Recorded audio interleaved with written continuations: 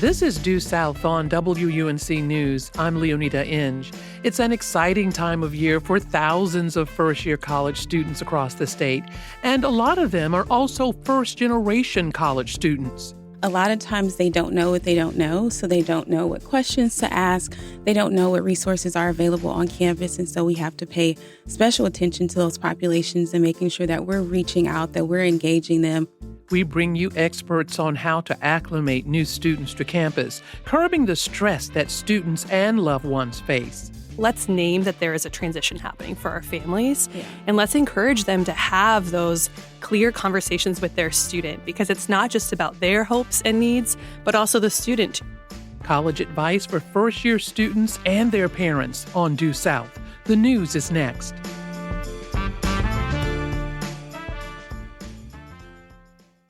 Hi there. I'm Leoneda Inge, host of Due South. Thanks for listening and supporting our podcasts. We work smart to bring you the best North Carolina and the South have to offer, from the latest in state politics to important voices in race and Southern culture.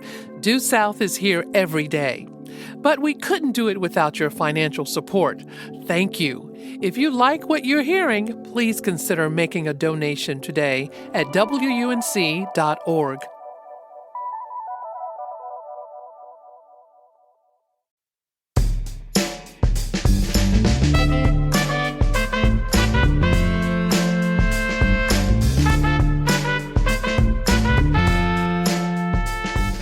From the studios of WUNC News in Chapel Hill, this is Due South. I'm Leoneda Inge.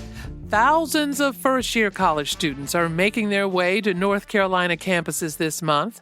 New student administrators and volunteers describe the fall 2026 vibe as nervous excitement for students and parents.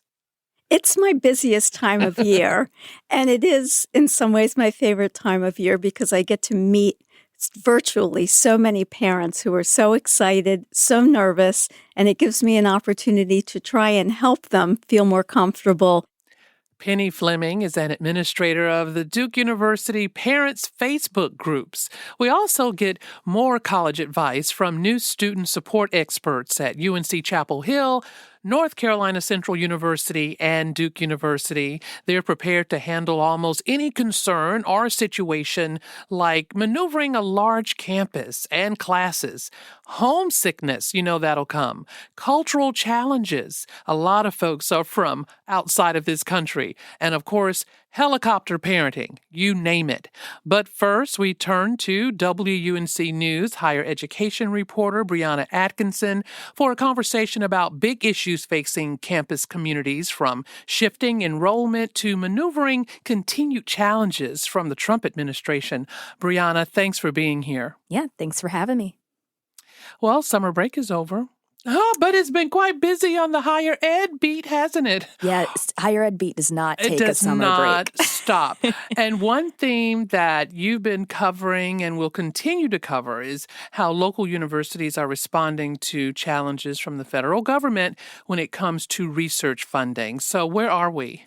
Yeah, no, the relationship between universities and the federal government has been something that I've covered very heavily for the past 2 years. Because we're into the billions of dollars here.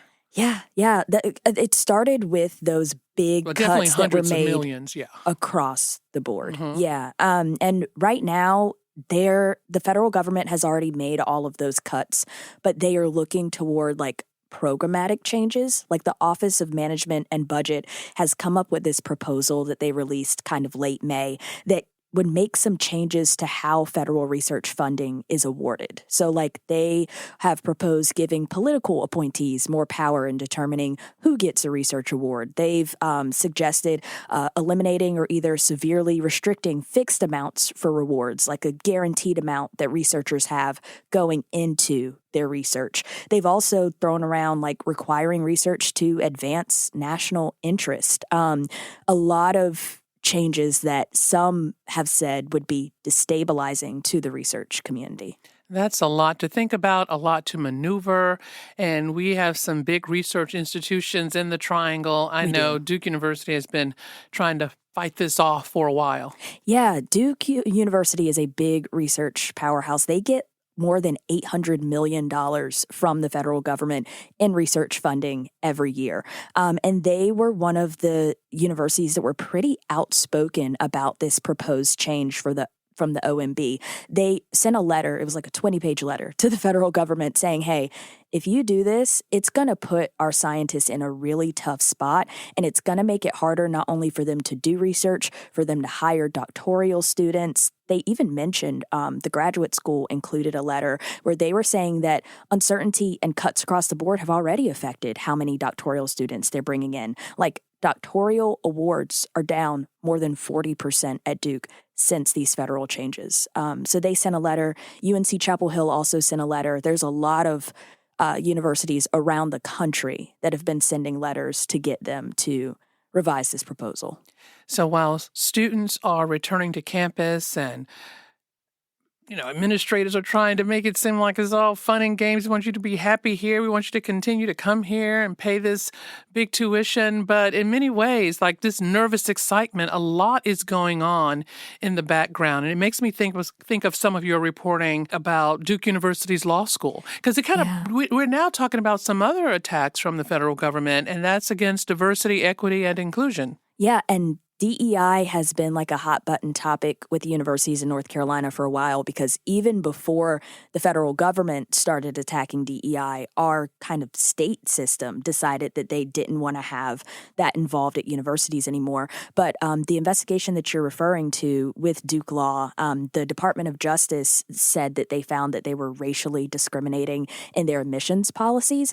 And this stemmed from one of several probes the federal government has done against Duke. But not only Duke, other universities too. Right now, there's currently an investigation into admissions at ECU's Brody School of Medicine, along with like 4 other medical schools across the country. So how are these universities fighting back?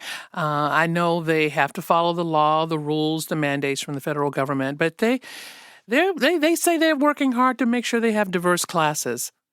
Yeah, so universities are being pretty tight-lipped about it. Whenever these investigations first come out or they're announced, and even with the findings, the immediate statement that I get when I'm like, hey, can I talk to someone? How are you guys navigating this? Is we're reviewing what the federal government has said. We're committed to our mission, but we're also committed to following the law. And it's full stop after that. So not a lot of them are kind of sharing what their practices are. I know another issue that you've been covering is enrollment, period, across the board. Now, I remember, and I know the UNC system is actually, last year, they were bragging about these enrollment numbers. They were high. I think overall at many of the state institutions at least. But is there fear that enrollment may be dwindling soon as people, really balk at the cost of school and just reconsider the value of a college education? What you're referring to is like something that nationally people are concerned about is this like higher ed enrollment cliff, not only public values. There's been studies saying like the traditional age college student population is dwindling. So all these universities are scrambling for this same pool of students. Some institutions that are more traditionally selective, they will likely be fine because they have a steady stream of students applying to the universities. But other schools that are smaller, some schools that might be a little less known, they might be reaching a crunch at some point with enrollment. So what are some examples of how some of our schools, some of our local public, and private universities are approaching enrollment? Yeah, I will say UNC Chapel Hill specifically, they enrolled their largest class ever for this incoming year.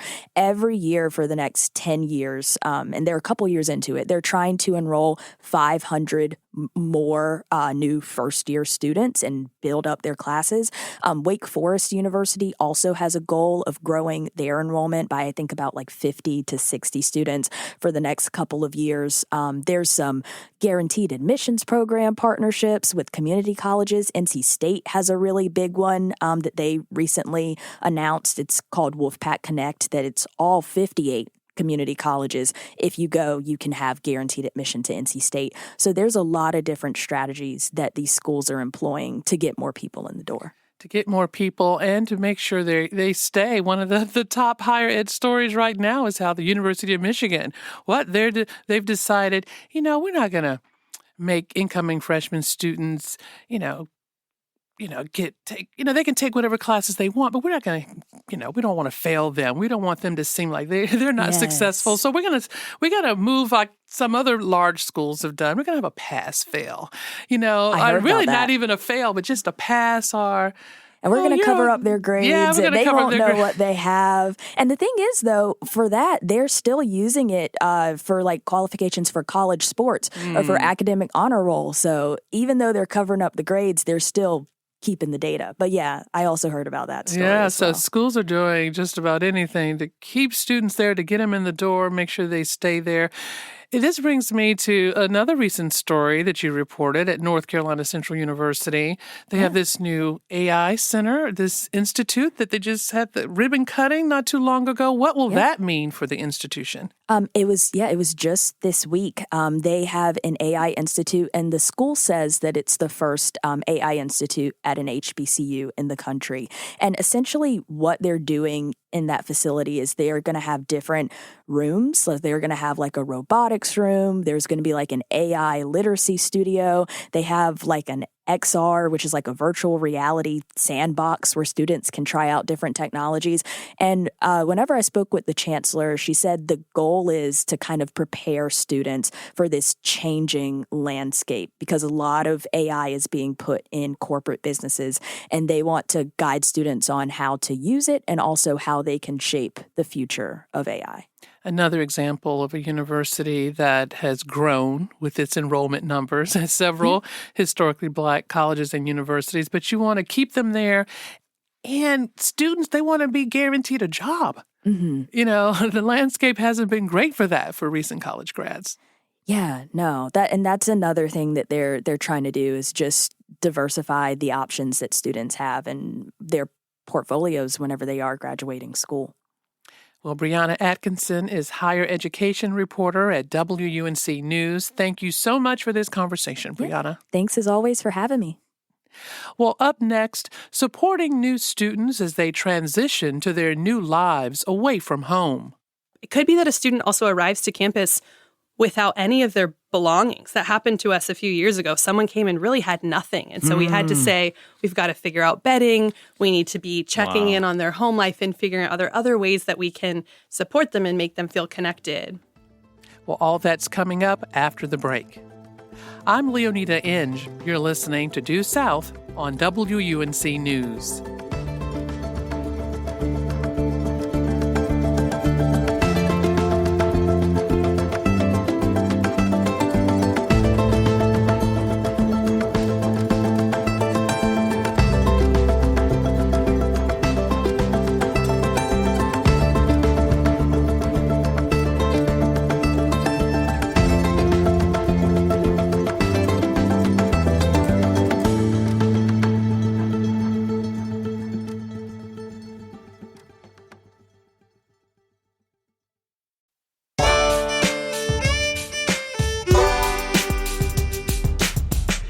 Welcome back. It's Due South on WUNC News. I'm Jeff Tiberii. It's that time of year with colleges across the Triangle and country brimming with anticipation as students arrive on campus for the fall semester. While the college experience can offer important opportunities and experiences for all sorts of students, this can also be a moment fraught with challenges. And there's added complexity for many students across the state, like those who are first-generation college students or are international students coming to the U.S. for the first time, students caring for family members or their own children, and then there are those who need accommodations that may be challenging to access.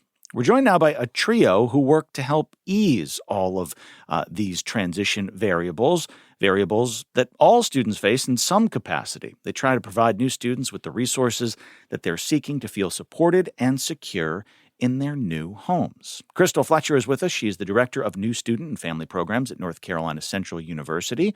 Grace Sullivan-Zirkle is Associate Dean of Students and Director of New Student and Family Programs at Duke University. And Jillian Cross, Ph.D., is Associate Director of New Student and Family Programs at the University of North Carolina at Chapel Hill. Welcome to Due South, y'all. Thanks for having us, Jeff. All right, we're going to just pinwheel this thing right here. I would love to hear some of the words that first come to mind that you use to describe that feeling on your campuses this time of year, this like multi-week stretch. Just some adjectives that you would tell my 8-year-old, be like, this is what it's like right now. Exciting, full of energy. I would say nervous excitement and optimism. I would say fun and energetic. Okay. What is it like for you all? Is this a moment of high stress? Is this a moment of anticipation? What's this moment like for you? I think it's a little bit of both. So there is a lot that happens behind the scenes to orient students and help them to transition to the university. And we want to make sure that we get it right. You know, we're essentially the front door of the university. This is going to be student and parents' first experiences with the university. So obviously, if you care, there's going to be a level of like stress, a level of anticipation. But I also think it's really exciting. I mean, I got into student affairs and higher education to work with students. And so seeing so many students on campus and the way it makes campus vibrant is always exciting for me. And it's never a dull moment, I feel like. So thousands of new students arriving at y'all's campuses, even more across the state. Crystal, I'm curious for you, if there are indicators when you meet a new student or engage with one, are you looking at body language? Are you how do you, I mean, you're going to have a conversation, but initially, how are you sizing them up to maybe make an assessment of like, oh, they're doing great. I need to ask them about this. Like, what's your way in? So absolutely, body language is definitely priority for me. I like to establish eye contact. For me, that is extremely important. Okay. And I feel that if I can lead the conversation, one, by just being open-armed and welcoming to this new person, I establish that eye communication. That builds a level of trust. So I'll ease on in and I will speak with the student, introduce myself, let them know who I am, what role I play at the university, and to let them know that I support you, not just in this beginning phase of you starting here at the institution, but myself, along with my office, we are here to follow you during this transitional phase. I'm going to start with Grace on this one, but please jump in here. What are some of the common concerns that you all are thinking about and trying to address with new students on campus?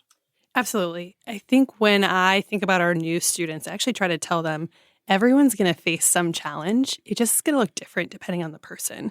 So for some, it might be more of an academic challenge. It's a new class structure. High school is so rigid in its schedule, and all of a sudden you have so much time in a week. You have to think about time management.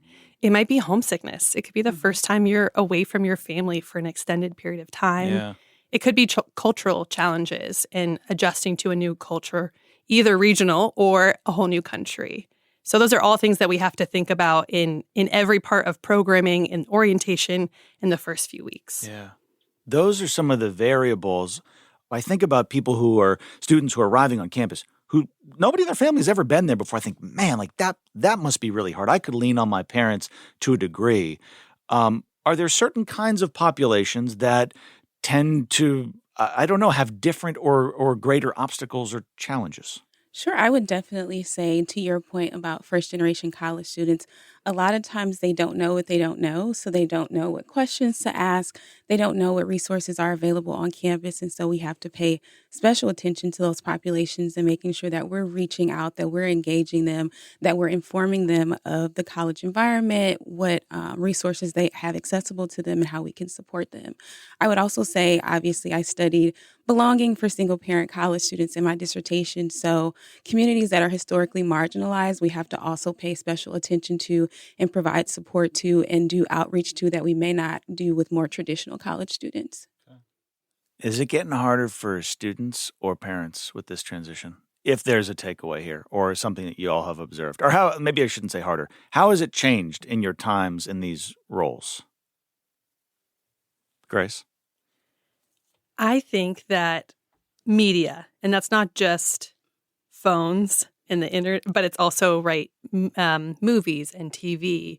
The perceptions and the expectations are higher of what college will be like. And then because families are used to having constant communication, many families know the location of their children. through phones Still while they're at college. Wow. That's part of the navigation. What do y'all say to that? For parents who come to y'all and they say, we know where little Susie, we know where Steven's going to be, but how do you deal with that? That feels like a tough one.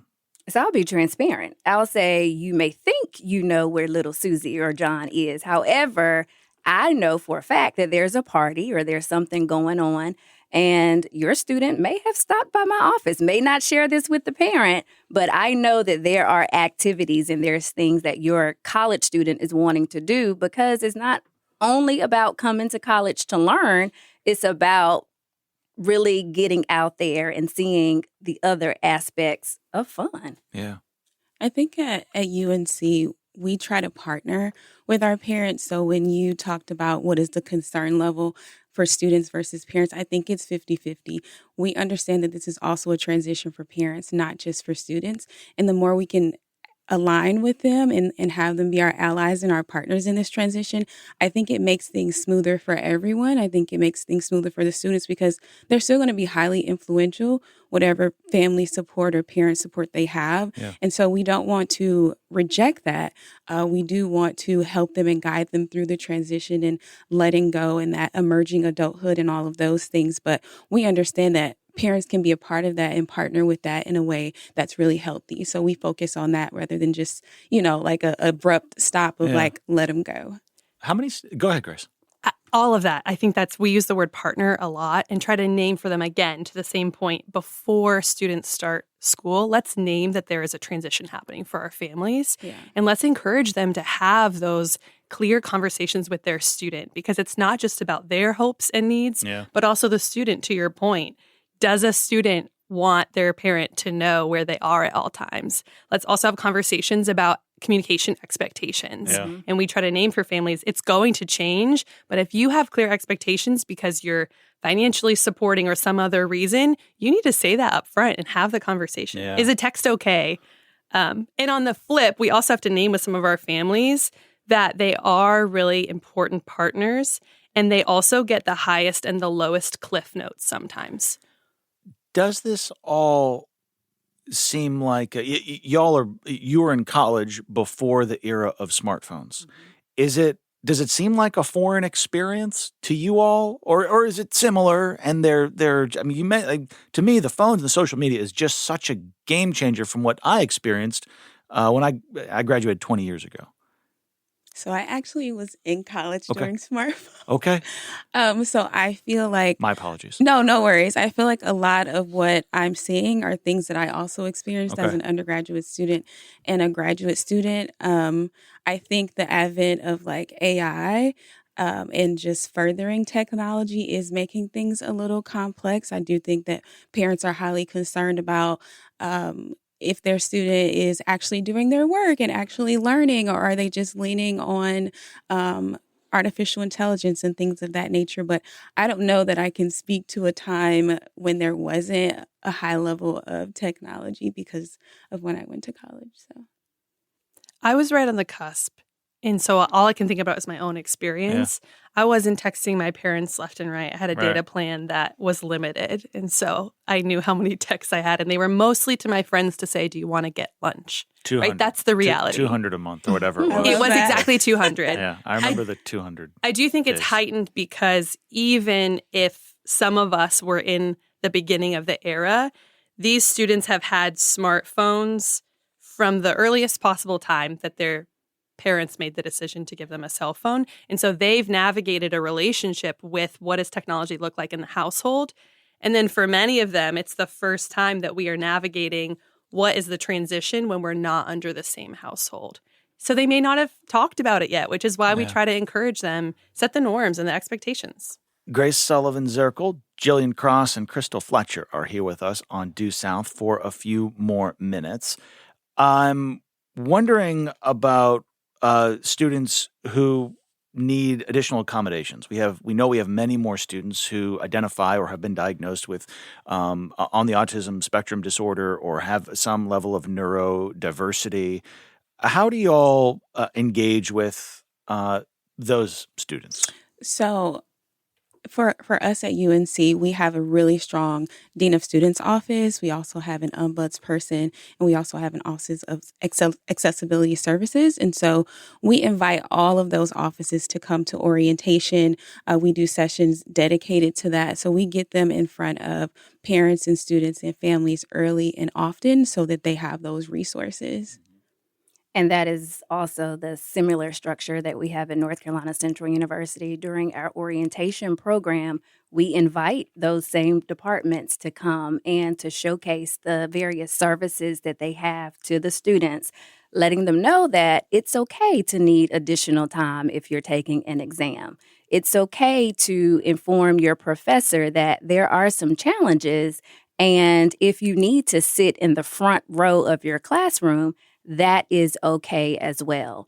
And we have a very large LCI student accessibility program dedicated with professionals that are there who truly care about those students with accessibility challenges. We have spent some time on the program here this summer talking with experts about student homelessness, which is something that I did not admittedly know anything about prior to these conversations and connecting with these guests. To what extent are economic challenges and or living in homelessness or having housing insecurity, is that something that you're navigating? And if you are, how? I don't know who's best equipped to answer that one. So I would say I'm part of the Dean of Students staff. That's part of our structure. And so I see some of it close. For our first-year students, homelessness is not a challenge because we have a requirement that they live on campus. But that does not mean the other economic impacts aren't necessarily there. Sure. I think at a lot of institutions, there are multiple ways to try to catch students and figure out who is struggling.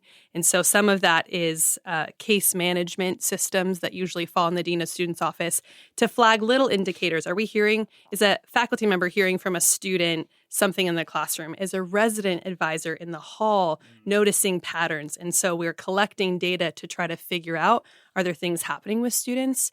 And then for a lot of them, there's follow-up with staff, but there also might be emergency funds to be able to support as a need comes up. It could be that a student also arrives to campus without any of their belongings. That happened to us a few years ago. Someone came and really had nothing. And so we had to say, we've got to figure out bedding. We need to be checking in on their home life and figuring out other ways that we can support them and make them feel connected. So the focus of your department's director of new student and family programs, new student, but at some point they're not new anymore. So I'm wondering when the journey ends. Maybe simply asked, is your job with students ever done, or is it likely done? You're saying no. No, never.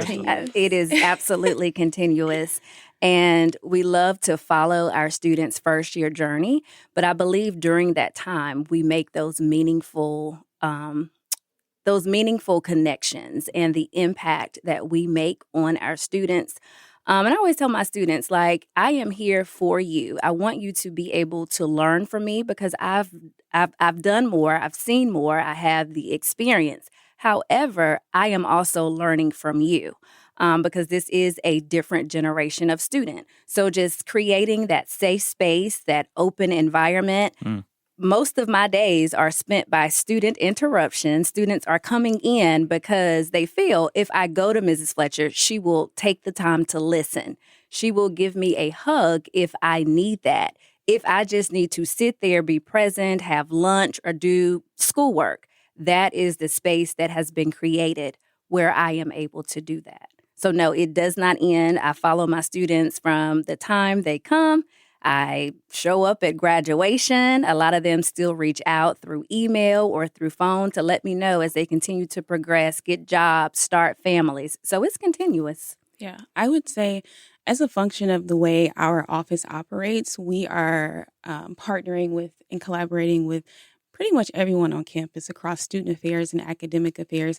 And so we have a lot of resources and a lot of knowledge that's helpful for students. So students can come to us at any stage of their college journey. And if we don't do it directly in our office and we don't support whatever they need directly in our office, we're going to know who to get them in touch with and who to refer them to. So I think it's potentially easy to look at what success may be and say, what's the retention rate? How many first-year students are leaving? Or at Carolina, it was whatever percent came back for year two. That's one metric point, but I want to set it aside over here. What does success look like from y'all's seat when you get through this cohort and you get to, I don't know, November or April or a year from now? As you look back on this class that was arriving, how do you go, all right, that was a good run. We weren't perfect. I doubt you're perfect, but we felt good about what we did. How do you measure that? For us, we really look at new students feeling like they belong on campus.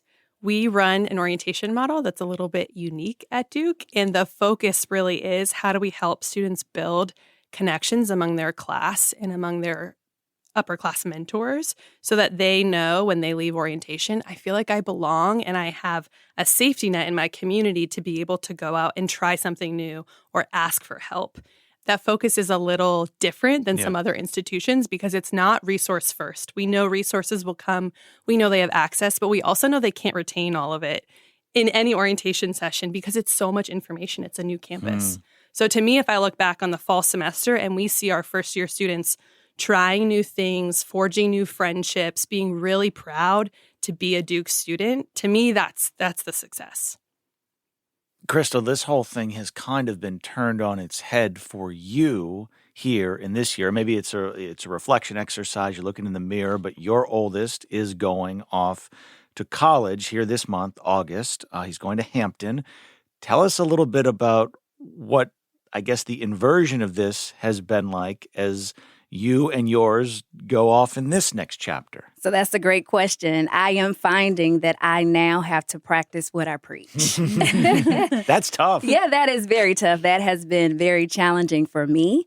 However, I know what support looks like for my student, and I know the type of parent that I am. So I will definitely be there. I will not be that helicopter parent. However, I will make sure that my student, my son, is able to start the university strong. He is able to reach out, build connections, find his community, and be able to just really take this time to find out who he really is. Because, yes, I've hovered over him as a parent, but now the next 4 years belongs to him. So this is the time for him to find himself. Communication will remain open. When he needs me, I will be there, but I'm not going to always call. I'm not going to always track locations. I'm not going to be looking on social media, looking to see, oh, is that my son? I am not going to do that. I am going to step back. Deep breaths. I got a few years to get ready for this one. Grace Sullivan-Zirkle is Associate Dean of Students and Director of New Student and Family Programs at Duke University. Jillian Cross, Ph.D., is Associate Director of New Student and Family Programs at the University of North Carolina, Chapel Hill. And Crystal Fletcher is the Director of New Student and Family Programs at North Carolina Central University. Thank you all for the conversation. Thank you for having us. This is Due South on listener-supported WUNC News. We'll be back in just a moment.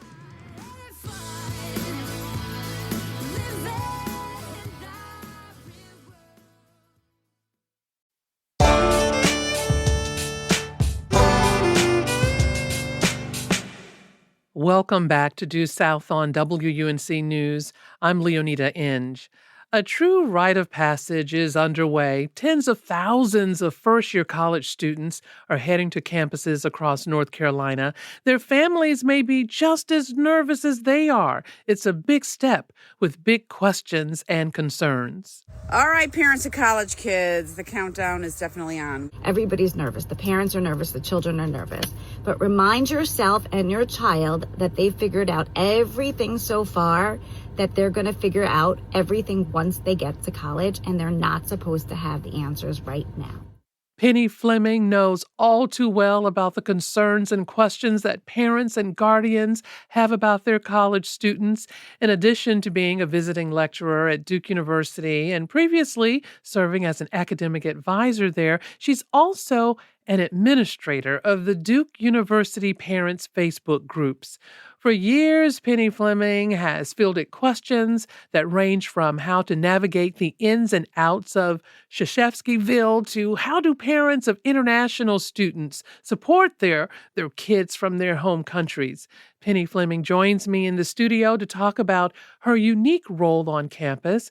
Penny, welcome to Due South. Thank you for having me. Well, we're speaking to you in early August, right as the move-in period for the class of 2030 is getting underway. Is this your favorite time of the year? It's my busiest time of year, and it is in some ways my favorite time of year because I get to meet virtually so many parents who are so excited, so nervous, and it gives me an opportunity to try and help them feel more comfortable launching their child at Duke. What are things like during these first couple of weeks of August? How busy is it on campus? Well, it's very busy for the staff who, you heard from some of them, who are trying to get ready for the students to arrive. They will be here on Saturday, August 15th is when the first-year students will move in. And things are very busy right now. Our student leaders will be coming to start the orientation training process for welcoming the first-year students. And the Facebook page is extremely busy right now with lots of questions that parents have about move-in. One thing that I like about the Facebook pages and the different groups, they're separated like Duke University, parents groups, 2030, like that's where the students are coming in now. So every year, 2029, 2028, all the way down, because students have and parents have different questions for different years. Yes, we have a lot of students on the page, and there are cycles to what happens. This is the busiest time, and with the class of 2030, with all of the questions they have about move-in. But we're also seeing a lot of questions on the junior year class, the 2028 class? Yeah, 2028 class, because a lot of those students are going off to study abroad in the fall, and parents have questions about what type of insurance should I get, what type of phone plan should I get. So different classes have different needs and different questions. I'm reminding the students who will be graduating, their parents' 2027 class, that if they haven't reserved hotel rooms or Airbnbs for graduation in May, they need to be doing that now. Do it right now. Wow. So each year has a different cadence to it, depending on what that class of students has going on for them. Well, let's talk about the class of 2030. Okay. I mean, is the vibe, is it excitement or is it nervousness? I mean, both. Okay. Both excitement and nervousness. Some of the biggest questions and the most numerous questions we're getting right now have to do with what is the dorm room like, because the parents are all wanting to figure out what to bring. That's a big question. The other big question we're getting as they're shipping packages is they want to make sure that they're addressing the packages properly so that they will arrive at Duke.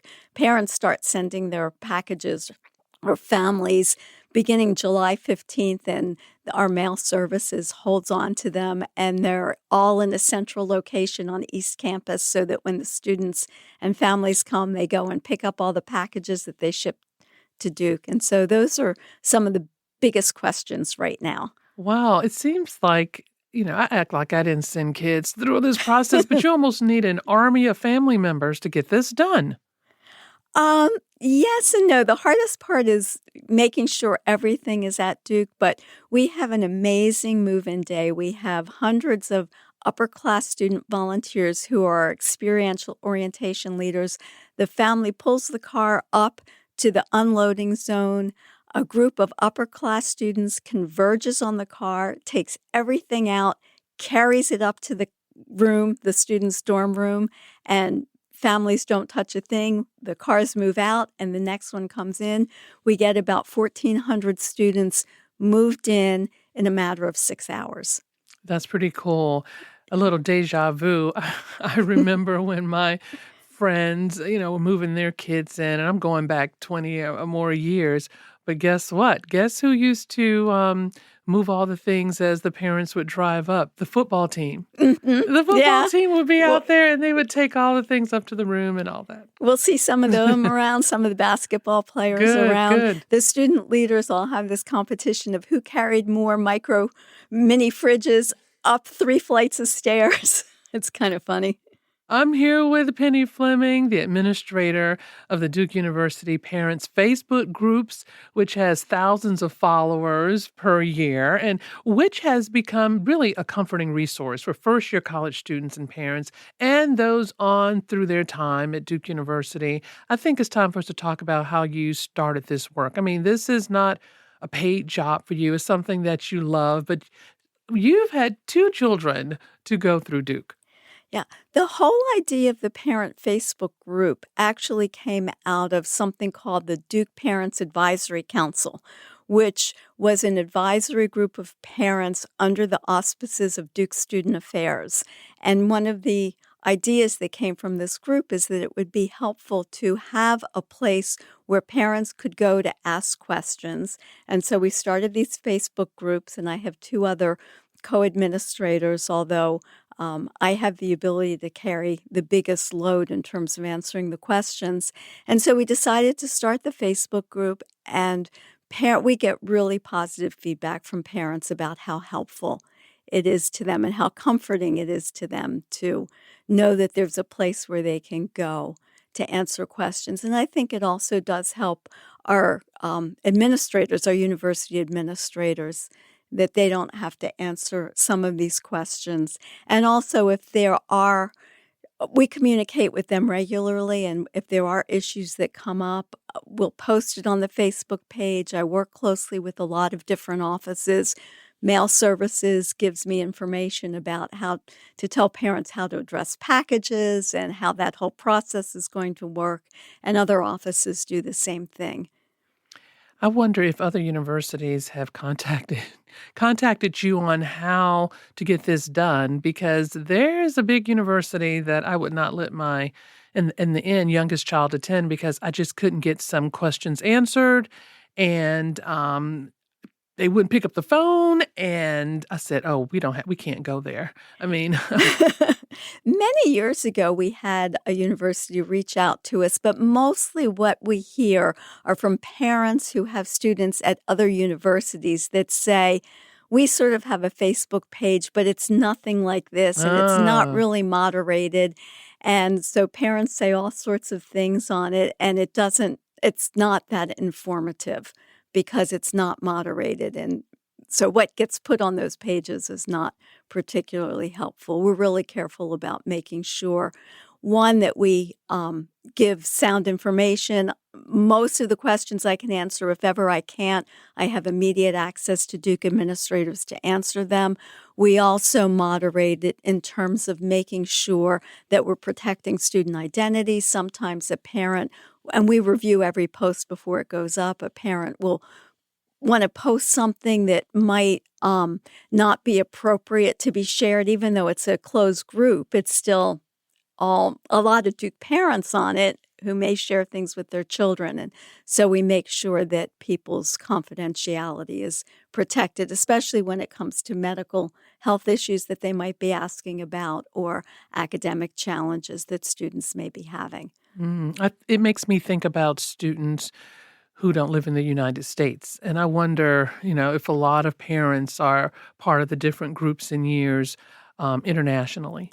We have a large number of international students. Some of the parents are more familiar with how the U.S. system works and how Duke might work, but a lot of them are not. I mean, we have a lot of unique populations. The international population is one of them, where we're trying to explain about how things work in the U.S. and how things work at Duke. And first-generation students are another unique population. And then our student athletes have other challenges, and the parents do as well. So we try to address all of the unique situations that parents have. Since you've been a part of the initial I guess, support group, parents sort of support group. I mean, what did you learn and what did you want changed or added when your children actually started at Duke in the mid 2000s? Yeah, we didn't have any of this back then, but we just sort of went with the flow, and we didn't. It was fine, and that's one of the things that I emphasize with parents who want to know everything about the dorm room is that it'll really be okay, even though you don't have all of this information in advance. And we had years where students and families didn't know anything about what was going on in their dorm room. But Duke has always been really good, even back when we didn't have all of this information or a Facebook page of communicating with families and making sure that families were part of the process and part of the Duke community. I wonder if there are any examples of some questions that you've received over the years that definitely have stuck with you? Because everybody thinks they're really different and unique, but when it comes to dropping a kid off at college, it's the same. Like you said, it's the same thing. But anything that definitely has stuck with you? Well, we have families and students who have unique circumstances. We have some of our international students, and I actually advised one who was clearly first generation and had never been sort of outside of their little tiny community in a foreign country. And so the culture shock was really challenging for them. With parents, I've just continued to notice over the years that parents seem to be more and more involved or have more and more difficulty letting go than they used to have. I thought helicopter parenting was over. Not only is it not over, but I just sent to some student affairs folks at Duke an article I just saw in the Wall Street Journal a couple of days ago talking about parents co-piloting their adult child's career, like arranging for interviews for jobs and things. Well, we're at that point. We're at that time. And that's another question I have. When I think of the questions maybe parents were asking, 10 years ago, and the kind of questions they're asking in 2026, that may be a more serious, a little bit more pressing. I don't know. Maybe they're asking financial type questions or early internship questions you would get probably later on when they're like a junior or senior, but maybe you're getting now. I think they're still just more focused on the immediate right now. We do get some of those questions because we open up the Facebook page when students are admitted, first our early decision students in December, and then the regular decision students. And we get some of those kinds of questions from families who are still trying to were accepted to Duke regular decision and have lots of options and are trying to decide where to go. And so the Facebook page at that time is really to provide information and help families with their decision. And a lot of what they're asking then is, what does Duke do in terms of job placement or career support? And so that's where we tend to get it more until it comes to the summer or leading up to the summer of their first year where they're looking for internships. But a lot of what happens, we've found just cyclically, is that it can be difficult for first-year students to get summer internships because a lot of employers are looking for people who have students who have more substantive knowledge about the subject matter. And so internships then are tough, but definitely sophomore and junior year, we get more questions then. Do you give parents, lastly, like any advice in just letting their kids kind of take the lead, just really to back down just a little? I do, and I try to be as diplomatic as I can about it because you don't know what a person's circumstances are. And so I need to be, cognitive and sensitive about that. But when I get questions like, what do I need to do? Or we did not get the courses that we wanted. And it's not you like can't you do didn't, that. it's the student. And a lot of my responses are, your student needs to do X. And then in terms of the room setup, that's one of the places where parents really they're asking me all these questions, and maybe they're questions that their students have and they're just asking me. But part of what I say about room setup is really let your student take the lead on this with their roommate. This is a very low-risk endeavor. If they pick the wrong size or color comforter, it's like not a big deal, but this is a perfect opportunity to let your student have agency and take control and manage this setting up the room process. And the risks are low. If something is not exactly the way it should have been, it's not going to be a huge life-changing. No, it's not. Just make sure it's not light UNC color blue, is dark blue. And then they should be fine. Penny Fleming is the administrator of the Duke University Parents Facebook groups. Penny, thank you for being here. And I know you'll be busy at the computer answering questions for the next several weeks. I will. And thank you very much. It's been a pleasure to be here. I'm Leoneda Inge. You've been listening to Due South on WUNC News.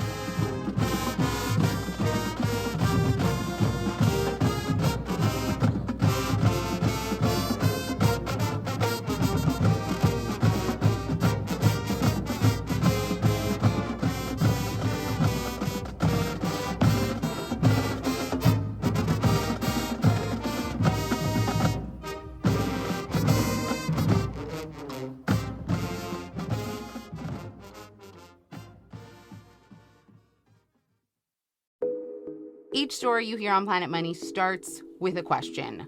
What happens if we refund tariffs? Why are groceries so expensive? At NPR, we stand for your right to be curious, because the forces shaping our world can be hard to see. Follow NPR's Planet Money wherever you get your podcasts and start seeing how the economy really works. The fatal shooting of a teenager at a protest in Seattle has gone unsolved for 6 years. This is open in your face. How are there no answers? Our investigation has uncovered new evidence and witnesses who say they've never talked to police. Did police ever call you? Not once. Listen to We Keep Us Safe, a new true crime series on the Embedded podcast from NPR.